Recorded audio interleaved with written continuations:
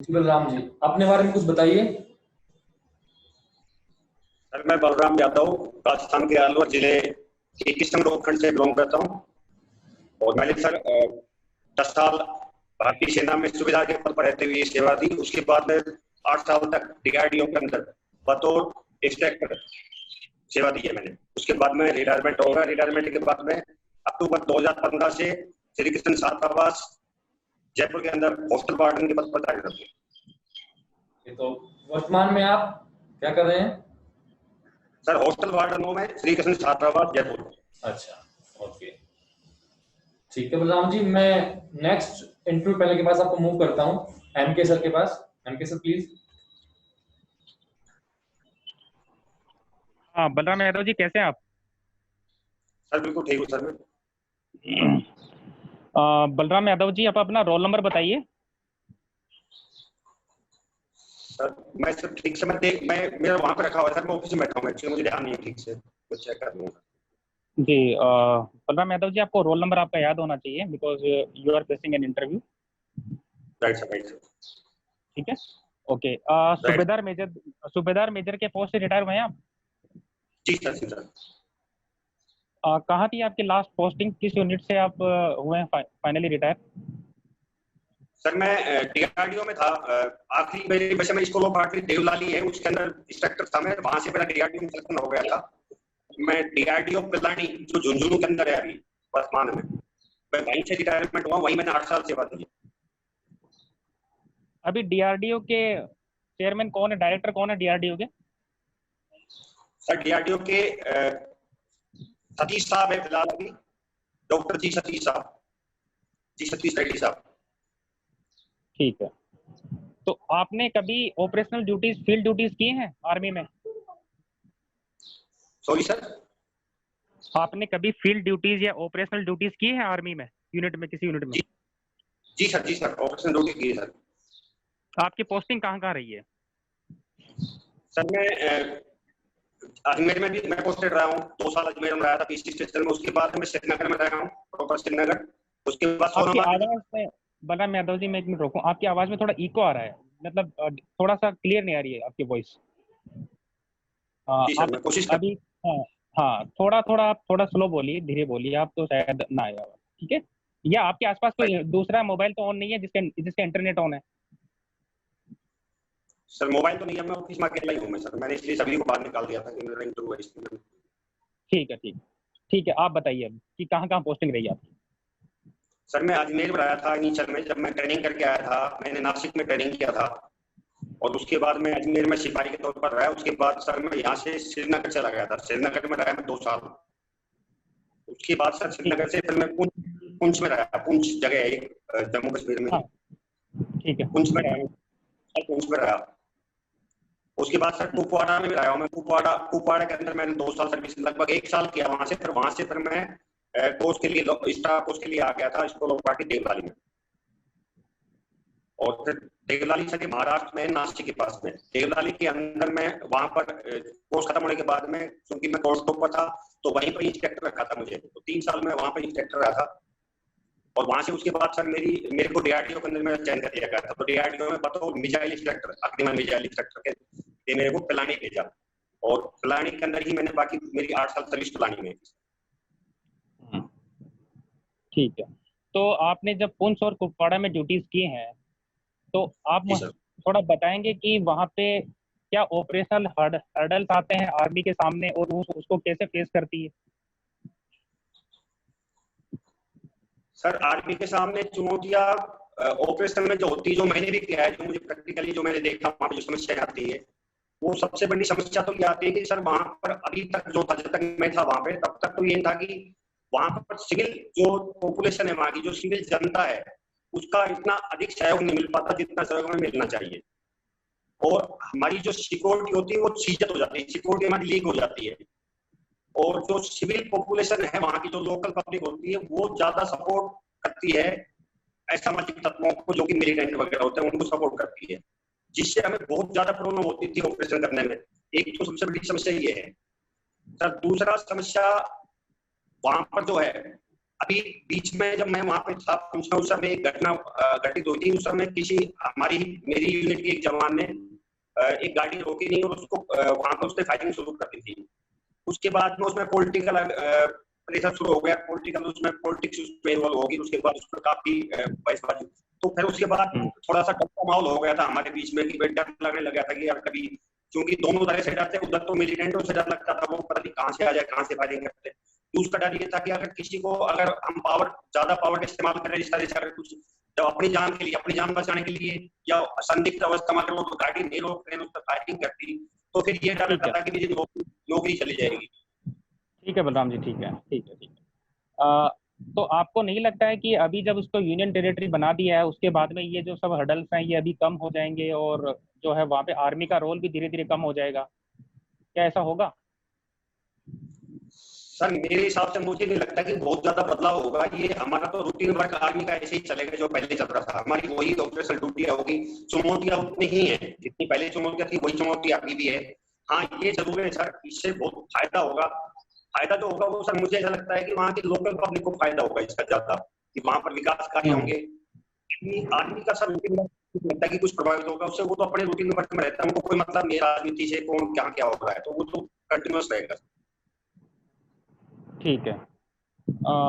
आप ये बताइए कि सीज फायर वॉयलेशन में, पहले तो आप ये बताइए सीज फायर वॉयलेशन से आप क्या समझते हैं, और इसी के बाद में आप ये बताइए कि कई बार हम बोलते हैं कि पाकिस्तान की तरफ से सीज फायर वॉयलेशन होता है, जबकि यूएन रिपोर्ट्स बोलती है कि इंडिया की तरफ से सीज फायर वॉयलेशन होता है। आप इसमें आपके क्या व्यूज हैं? Sir cease fire violation, cease fire वो होता है जिसपे कि दोनों ही देशों को फायरिंग, बड़े लेवल पर फायरिंग करने से मना किया जाता है, जिसमें फायरिंग बंद रहती है आमतौर पर। लेकिन वायलेशन में क्या होता है कि वो वहां से आर्टिफायर करते हैं। बेसिकली हम सीज फायर वायलेशन उसको बोलते हैं जो कि बड़े वेपन से फायरिंग होती है, जिसमें आर्टिलरी होती है, तोपखाना की फायरिंग होती है। जब जब तोपखाना की फायरिंग होती है, मुझे ऐसा लगता है, क्योंकि मैंने सर्विस किया है, कि हमने ऐसा कभी नहीं हुआ कि हमने पहले फायरिंग की हो, क्योंकि हमारी कभी जरूरत नहीं होती है सैनिक की हम क्यों फायरिंग करेंगे। उनकी जरूरत ये होती है कि उनको चूंकि मिलिटेंटों को इंटर करना है, हमारे बॉर्डर क्रॉस करवाना है, तो इसलिए वो कवरिंग फायर देने के लिए और ध्यान भटकाने के लिए सीज फायरिंग वॉयलेशन करते हैं। और सर इसका सबसे बड़ा तथ्य ये है कि सीज फायरिंग वॉयलेशन होगा, इसका मतलब हम समझ जाते हैं कि पक्का मिलिटेंट आज वहां से इंटर कर देंगे। तो सीज फायरिंग वॉयलेशन हमेशा वहीं से हुआ है सर। हमने करी थी कि हाँ हमने जवाबी कार्रवाई कठोरता से की है। जब अगर वो 1 राउंड फायर करते तो हम 10 राउंड फायर करते। ठीक है। बलराम जी, आज कौन सा दिन है? आज 15 अगस्त है। भारत के लिए क्यों खास है ये? सर भारत के लिए इंडिपेंडेंस डे है हमारा आज। ठीक है। इंडिपेंडेंस डे में जो है हमारे यहाँ पे झंडा फहराते हैं कौन, पीएम या राष्ट्रपति? सर भारत की बात करें सर, भारत देश राज्य की बात करें सर, भारत, हाँ, जो लाल किले की प्राचीर से झंडा फहराया जाता है ये कौन फहराते हैं? सर माननीय प्रधानमंत्री जी फहराते हैं सर इसको। 15 अगस्त को माननीय प्रधानमंत्री जी फहराते हैं। ठीक है। आप एक चीज बताइए कि 26 जनवरी और 15 अगस्त में 3 अंतर बताइए। सर 15 अगस्त के दिन हमारा देश आजाद हुआ था, जबकि 26 जनवरी को हमारा गणतंत्र लागू हुआ था। गणतंत्र हमारा संविधान को लागू किया गया था 26 जनवरी को। और 26 जनवरी हमारे देश का जो प्रमुख था वो राष्ट्रपति, जो कि हमारे यहाँ पर गणतंत्र की स्थापना की, इसलिए गणतंत्र दिवस 26 जनवरी है। 15 अगस्त को सर हमारा आजादी का दिन है। 15 अगस्त को आजाद हुए थे। और कोई अंतर? झंडा फहराने के तरीके में कोई अंतर है? सर तरीके में अंतर है सर। दूसरा सर अभी 15 अगस्त को सर माननीय प्रधानमंत्री जी फहराते हैं, जबकि 26 जनवरी को माननीय राष्ट्रपति जी। नहीं, फहराने के, झंडा फहराने के तरीके में, जैसे एक होता है फ्लैग होइस्टिंग और एक होता है फ्लैग अनफर्लिंग, है ना? ये दोनों में क्या डिफरेंस है ना? ठीक है। ज्यादा आप ये ठीक है, ये बताइए कि गलवान घाटी के भारत के लिए क्या स्ट्रेटेजिक इंपॉर्टेंस है?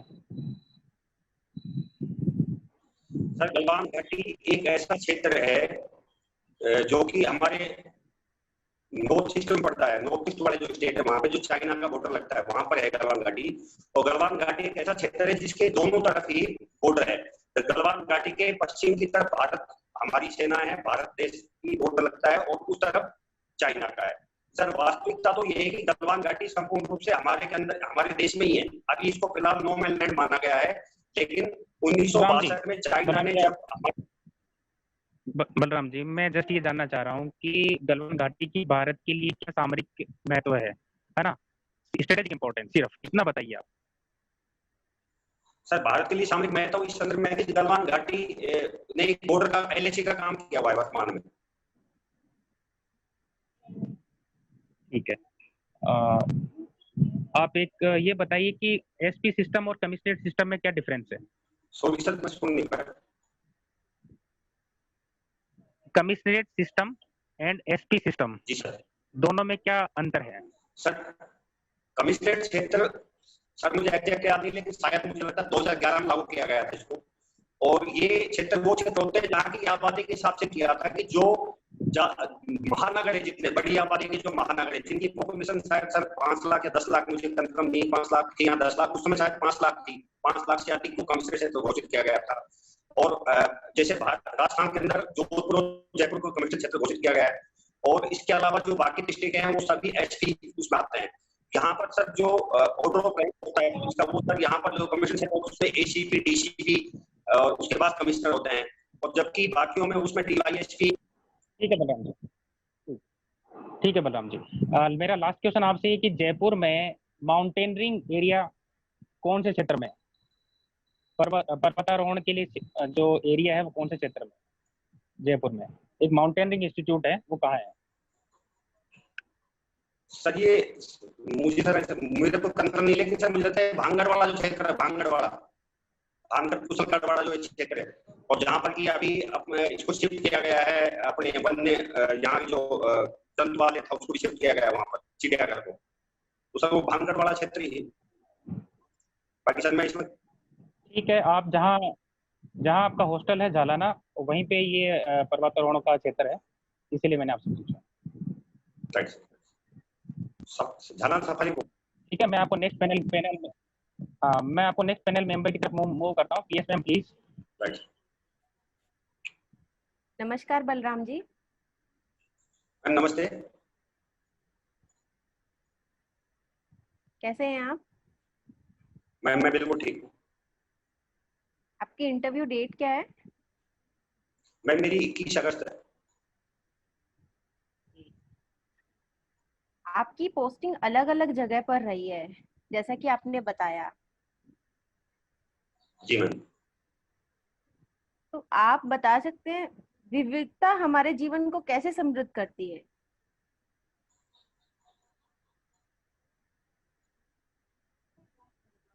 मैम विविधता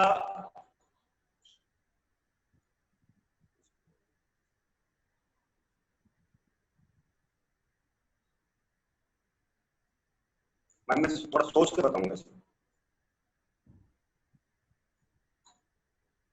विविधता और असमानता में क्या अंतर है? विविधता और असमानता में, हाँ जी। विविधता तो मैम अनेक तरह की संस्कृति भी हो सकती है, अनेक तरह के भौगोलिक वो भी हो सकते हैं, अलग अलग तरह के अपने कल्चर है, अपना रहन सहन है, पहनावा है, वहाँ की भौगोलिक स्थितियां हैं, ये तो विविधता में आती है मैम। और असमानता भी होती है कि मैम दो उनमें डिफरेंस, जैसे एक क्षेत्र होता है जो कि पहाड़ी क्षेत्र है तो दूसरा क्षेत्र रेगिस्तान है, या और भी असमानता हो सकती है, खान पान, ये होती है मैम असमानता। दोनों में फर्क, भाषा का फर्क हो सकता है।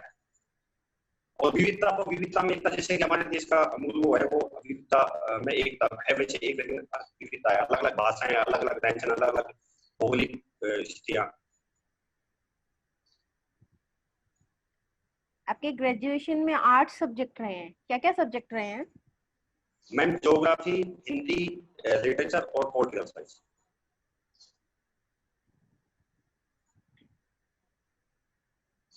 इतिहास की शुरुआत कहाँ से मानते हैं? मॉडर्न हिस्ट्री की कहाँ से शुरुआत मानी जाती है?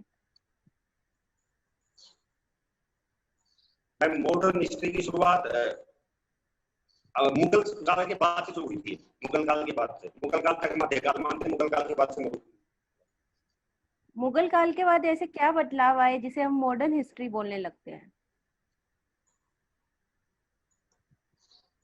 मैम उसके बाद में क्योंकि अंग्रेजों का शासन आ गया था मुगल काल के बाद में, अंग्रेजों की सत्ता स्थापित हो गई थी। और अंग्रेजों का शासन उससे पहले नहीं था? मैम भारत के संदर्भ में तो मुगल काल, मुगलों के समय पे अंग्रेज भारत में नहीं थे? नहीं मैम, उस समय भी थे, उस समय भी थे मैम। तो फिर मध्यकाल से मॉडर्न क्यों बोला जाता है उसको? क्या बदलाव देखे गए ऐसे? मैम मेरे को ज्यादा दिक्कत नहीं है इसके बारे में, 20 साल पहले मैंने ट्यूशन की थी इसके बारे में ज्यादा।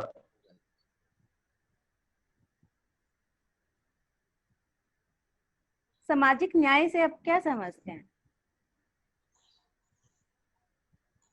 मैम सामाजिक न्याय वो है जिसमें कि समाज के अंदर सभी को न्याय मिले, और मतलब किसी के साथ भी सभी कानूनी तरीके से सभी को न्याय मिले, कानूनी तरीके से रहे संवैधानिक रूप से। आपकी नजरों में क्या ये पॉसिबल है कि सबको इक्वल रखा जा सके? मैम वैसे तो ये सब देश काल परिस्थिति के हिसाब से होता है, पूरा परिस्थिति वैसी ही वो होता है, अलग अलग जगह पर अलग अलग स्थितियां होती है, तो इक्वल तो नहीं है संभव, लेकिन ये जरूर है कि देश काल परिस्थिति पर सभी को रखता है हिसाब से न्याय दिया। आप पुलिस प्रशासन में आकर महिला सशक्तिकरण के लिए क्या प्रयास करेंगे? मैम मेरा पहला कदम तो ये रहेगा कि मुझे जिस क्षेत्र में पदस्थापित किया जाएगा, जिस क्षेत्र में मेरा थाना क्षेत्र होगा, वहां पर मैं ट्रांसपेरेंट पारदर्शिता ज्यादा रखूंगा। सीसीटीवी कैमरे जहां पर भी संवेदनशील क्षेत्र है वहां पर सीसीटीवी कैमरे इस्तेमाल करूँ ताकि महिलाओं की सुरक्षा को सुनिश्चित किया जा सके, और उनको एक ऐसा माहौल प्रदान किया जाए जो जिससे कि कोशिश करूंगा मैं करने की, जिससे कि उनको सुरक्षा का भाव महसूस हो। और दूसरा महिला सशक्तिकरण के लिए मैम, जो कि अभी आम उसमें देखा जाता है कि कॉलेजों के बाहर या जहाँ भी भीड़ भाड़, जहाँ महिलाओं की लड़कियों से संबंधित होता है, वहां पर ज्यादा मतलब ये गलत मन चले टाइप लोग होते हैं, वहां पर ज्यादा वो करते हैं। तो मैम ऐसी जगह पर मेरे पुलिस स्टाफ जो कि सिविल ड्रेस में होंगे, मेरी ड्यूटी होगी तो सिविल ड्रेस में वहां पर तैनात है, वो भी टाइम स्लॉट के हिसाब से कि किस समय लड़कियां अंदर आती है, किस समय लड़कियां बाहर जाती है। इसी तरह से मैम बाजार के अंदर भी जो आम महिलाएं आती है वहां पर खरीदारी के लिए, वहां पर भी इस तरह की घटनाएं घटती है, तो वहां पर भी सिविल ड्रेस के अंदर मेरी कुछ स्टाफ जो हमेशा पेट्रोलिंग टाइप में करते रहेंगे वहां से। और दूसरा मैम मैं कोशिश ये करूंगा कि थोड़ा पीछे की हिस्ट्री को जानने की कोशिश करूंगा कि कहाँ पर इस तरह की घटनाएं घटती है महिलाओं से संबंधित, तो उन पर अंकुश लगाने की कोशिश करूंगा। और दूसरा मेरी प्रायोरिटी ये रहेगी कि मैं जिस तरह से रात्रि चौपाल लगाते हैं, इस तरह से मेरे थाना क्षेत्र के जितने भी गाँव हैं उनमें जितना संभव हो सकता है मेरे से, मैं चाहे आधा घंटे का ही टाइम निकाल के गांव से लगातार संवाद रखूंगा। वहां के लोकल लीडर, वहां के जो गणमान्य लोग हैं, जिनमें महिलाओं की भागीदारी सुनिश्चित करूंगा और महिलाओं को ये भरोसा दूंगा कि भरोसा देने की कोशिश करूंगा कि कोई भी जो घर पर किसी तरह का भी जो महिलाओं के साथ उत्पीड़न होता है उसको बर्दाश्त नहीं किया जाए, और उसकी सूचना जरूर मुझ तक पहुंचाए ताकि वो आपसी सुलह से सुल जाए या कैसे भी करके, ताकि उन पर दबाव बढ़े जो इस तरह की हरकतें करते हैं। ओके बलराम जी, मैं आपको नेक्स्ट पैनल मेंबर की तरफ मूव कर रही हूँ। Thank you ma'am.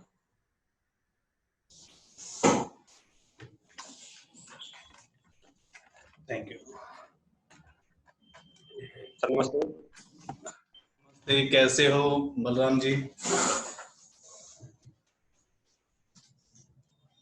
Hello Balram ji, सुन रहे हो मेरे को? जी सर, जी सर। कैसे हो बलराम जी? सर बिल्कुल ठीक हूँ मैं।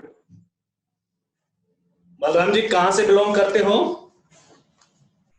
सर मैं अलवर जिले के किशनगढ़ उपखंड से बिलोंग करता हूँ। अलवर से? जी सर। अपने अलवर के बारे में बताइए कुछ। सर अलवर जिला राजस्थान के उत्तर में स्थित, राजस्थान का पूरी राजस्थान का पूरी पहली राजस्थान का पूरी द्वार राजस्थान का स्कॉटलैंड के नाम से जाना जाता है। इसके उत्तर में हरियाणा राज्य आता है, जिसके अंदर की रेवाड़ी और महेंद्रगढ़ डिस्ट्रिक्ट है, जबकि इसके दक्षिण में दौसा, इसके पश्चिम में जयपुर और इसके पूर्व में भरतपुर जिले पड़ते हैं। और ठीक है बलराम जी, अलवर अलवर के राजस्थान के कितने जिले लगते हैं अलवर के साथ?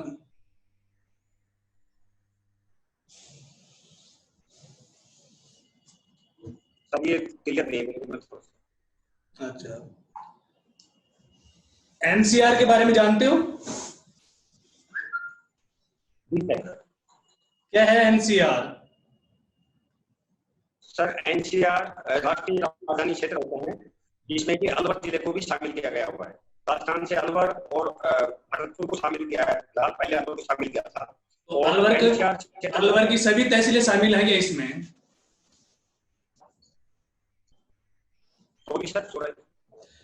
हाँ बलराम जी, मैं पूछ रहा था कि अलवर की सभी तहसीलें इसमें शामिल हैं क्या एनसीआर में? सर ये क्लियर नहीं है, शायद सभी सभी साइड वाली जो पश्चिमी वाली है, ये शायद इसमें मुझे संदेह है सर, मुझे क्लियर नहीं। एनसीआर की स्थापना कब हुई थी? सर ये भी मुझे सॉरी सर पता नहीं। ठीक है बलराम जी, अलवर के कोई प्रमुख मेलों के नाम बताइए। सर अलवर के मैं प्रमुख मेले तो भत्री मेला बताया, उसके बाद एक पांडुपुर का मेला, ये दो मेले सर मैन है जो सबसे बड़े मेले लगते हैं। बाकी सब लोग का तो छोटे छोटे मेले। अलवर का लक्की मेला कब बढ़ता है, किसका बढ़ता है? लक्की मेला अलवर का कौन सा है?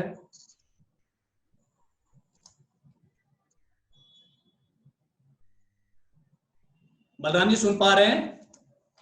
सुन पा रहा हूँ, सब सुन पा रहा हूँ। अलवर का लक्की मेला कौन सा है, सबसे बड़ा मेला? सर मुझे क्लियर नहीं, सर भत्री मेले को बोलते हैं कि सर जगन्नाथ जी वाला बोलते हैं। भत्री जी का मेला कब बढ़ता है?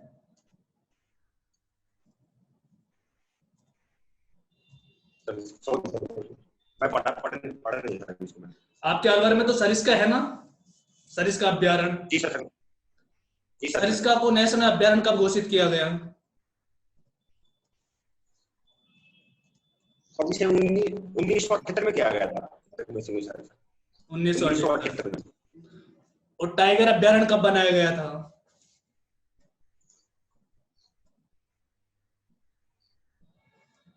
सर टाइगर शायद 1972 में आया था, शायद सर 1972 टाइगर तो उसको 1972 घोषित किया गया था, उसके बाद 1900।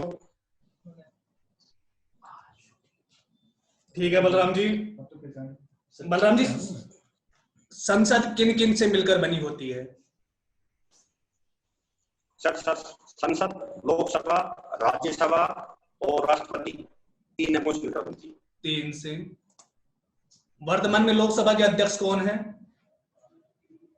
वर्तमान में लोकसभा के अध्यक्ष हमारे राजस्थान के कोटा संसद क्षेत्र से ये ओम बिरला जी।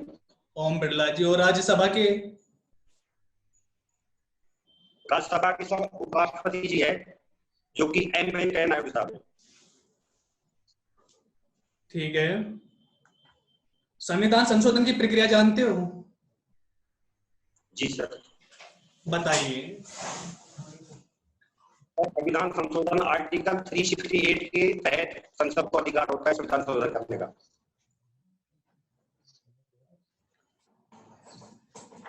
ठीक है। पंचायती राज दिवस कब मनाया जाता है? सर शायद सर 2 अक्टूबर को।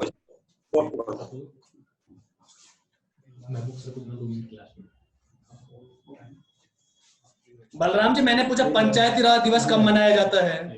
पंचायती राज दिवस। सर मुझे क्लियर तो नहीं, लेकिन सर शायद 2 दिवस को मनाया जाता है। 2 दिवस क्योंकि 2 अक्टूबर को 2 अक्टूबर 1959 को हमारे यहाँ की स्थापना हुई थी, तो बाकी सभी। वर्तमान में भारत की मुख्य महिला मुख्यमंत्रियों के नाम बताओ। सर दोबारा, मुख्य महिला, वर्तमान में भारत की महिला मुख्यमंत्रियों के नाम। सर वर्तमान में भारत में केवल एक ही महिला मुख्यमंत्री है, जो कि पश्चिम बंगाल की ममता बनर्जी जी। आपके राज्य अलवर से तो अरावली पर्वतमाला निकलती है। जी सर। अलवर में अरावली पर्वतमाला का क्या महत्व है? सर सबसे बड़ा अरावली पर्वतमाला में जो है तो खनन से संबंधित है, खनन का बहुत वो चलता है इसके अंदर अरावली पर्वतमाला। दूसरा सर उसकी पर्यावरण की दृष्टि से बहुत महत्वपूर्ण है ये, पर्यावरण की दृष्टि से इसमें जो है। तीसरा सर ये है कि जो पटत का अभ्यारण्य, वो सरस का जो अभ्यारण्य है वो भी पर्वतमालाओं से घिरा हुआ है पूरा, तो ये भी इसका वो है सर। ठीक है बलराम जी, मेरा अंतिम क्वेश्चन है, आप सफलता को एक पंक्ति में कैसे परिभाषित करोगे?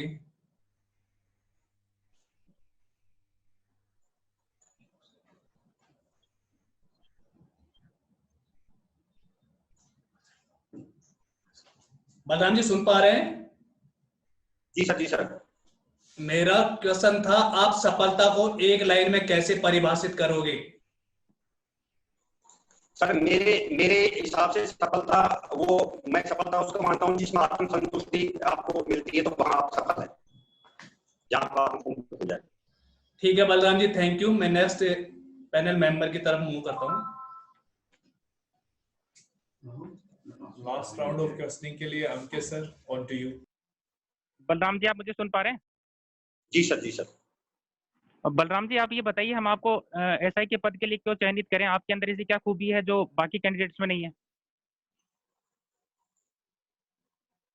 सर एसआई के पद के लिए सर मुझे ऐसा लगता है कि मेरा बैकग्राउंड जो है आर्मी से, उसकी बहुत सी चीजें जो है जो कि पुलिस से मिलती है, और मैंने भरपूर प्रयास किया है मेरी क्षमताओं का विकास करने का, लेकिन मुझे इस चीज का बिल्कुल भी हक नहीं है ये कहने का कि भाई मुझे ही सेलेक्ट करो। अगर मेरे से अधिक क्षमतावान लोग मिलते हैं तो जरूर उनको सेलेक्ट किया जाए, लेकिन मैं अगले प्रयास में और अधिक ऊर्जा के साथ में दोबारा से फिर कोशिश करूंगा कि दोबारा फिर प्रयास करूं।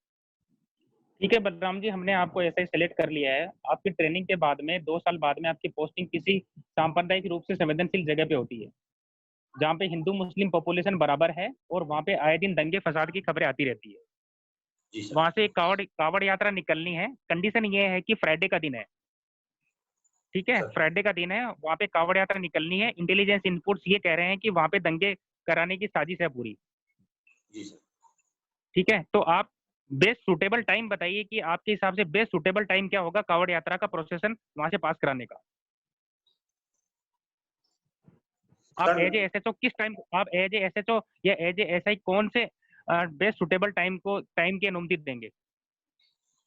सर सबसे पहले मेरी इसमें प्रायोरिटी ये होगी कि मैं सबसे पहले वहाँ के जो धार्मिक नेता है, धार्मिक जो लीडर है, वहाँ के जो मौलवी है धार्मिक, या जो कावड़ यात्रा जो कर रहे हैं, तो पहले सबसे पहले तो मैं उन मौलवियों से मीटिंग रखूंगा और उनसे संवाद करूंगा सबसे पहले, और कोशिश करूंगा। बलराम जी आप देखिए, आप जितना क्वेश्चन आपसे जो पूछा जा रहा है ना, आप अगर सीधा उस पे आएंगे ना तो ज्यादा बेटर रहेगा। तो आपको मैं देखिए, वो आप धार्मिक बाकी जो सारी चीजें हैं ना, धार्मिक गुरु से बात करना, जाब्ता लगाना, सीआरपीएफ बुलाना, ठीक है, एसपी को सूचित करना, ये सब काम करेंगे आप। लेकिन फिर भी एसपी आपको कहेगा कि Balram you decide the best suitable time, किस टाइम पे निकालना है, एसपी आपको बोलेगा। ठीक है, तो बेस्ट सुटेबल टाइम, आपको सुटेबल टाइम बताइए कि आपके हिसाब से आप मॉर्निंग में भी निकाल सकते हैं, इवनिंग में भी निकाल सकते हैं, दोपहर में भी निकाल सकते हैं, लेकिन बेस्ट सुटेबल टाइम क्या होगा? सर मेरे लिए बेस्ट सुटेबल टाइम सुबह का टाइम मैं चूज करूंगा, सुबह 5 और 6 के बीच में, 4 से 6 के बीच का टाइम सेलेक्ट करूंगा। ठीक है, ठीक है, आपका इंटरव्यू यहीं फिनिश होता है। आपको जस्ट 2 मिनट के बाद में एक नया लिंक दिया जाएगा। जी सर। ठीक है, जिसमें आपको फीडबैक दिया जाएगा जी सर, इंटरव्यू का। Okay, thank you sir, thank you very much sir, most welcome.